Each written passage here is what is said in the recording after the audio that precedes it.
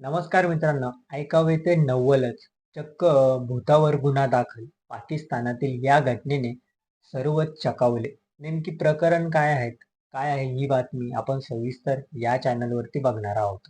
चला तर मग मी सचिन नाईक आणि तुम्ही बघत आहात आपली राजनीती चॅनल.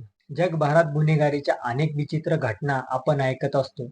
पण पाकिस्तानाच्या रावलपिंडी जिल्ह्यात एक अशी घटना घडली आहे की ज्यावर विश्वास ठेवणं कठीण होईल. एका 11 वर्षाच्या मुलाच्या अपहरणाप्रकरणी चक्क एका जिनवर गुन्हा दाखल करण्यात आला आहे. या अजब दाव्यामुळे केवळ पोलीस प्रशासनात नाही तर संपूर्ण कायदेशीर व्यवस्था पेचात पडली आहे. नेमकी घटना काय आहेत याकडे आपण थोडं लक्ष देऊया. रावलपिंडीच्या छावणी परिसरात राहणारा 11 वर्षाचा मुलगा 21 जानेवारी रोजी अचानक घरातून गायब झाला. कुटुंबांनी सर्वत्र शोध घेतला पण मुलाचा कुठेही पत्ता लागला नाही.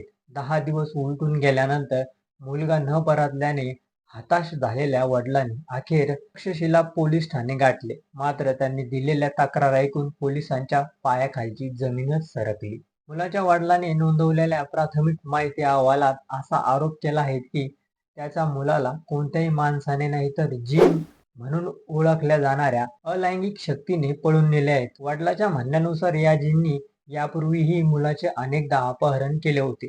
पूर्वी मुलगा काही काळानंतर स्वतःहून घरी परत यायचा.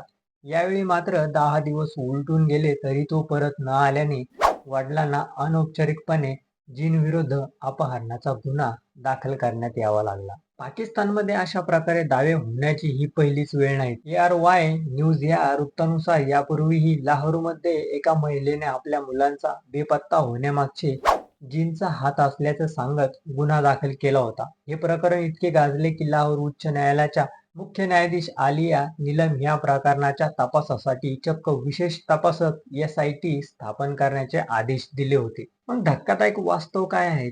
6 वर्षापूर्वी बेपत्ता झालेल्या एका महिलेचा शोध घेण्यासाठी लाहोर पोलिसांनी स्थापन केलेल्या SITचे नेतृत्व DJI झाशीन रजा यांनी केला होता. अंधश्रद्धा आणि कायदेशीर प्रक्रिया यांच्यातील हा संघर्ष पाकिस्तानमध्ये वारंवार चर्चेचा विषय ठरत आहे. सध्या रावळपिंडी पोलीस या प्रकरणाचा तांत्रिक आणि मानवी दृष्टिकोनातून तपास करत आहेत. जर FIR मध्ये जीनचा उल्लेख असला तरी पोलीस CCTV फुटेज आणि इतर पुराव्याच्या आधारे मुलाचा शोध घेत आहेत. मात्र सोशल मीडियावर या घटनेची जोरदार चर्चा सुरू असून आता पोलीस एका अदृश्य आरोपाला बेड्या कशा ठोकणार असा उपरोधक सवाल विचारला जात आहे. तर तुम्हाला काय वाटतं हे आमच्या चॅनलच्या कमेंट बॉक्समध्ये नक्की कळवा आणि व्हिडिओ आवडला असेल तर चॅनलला लाईक आणि सबस्क्राईब करा.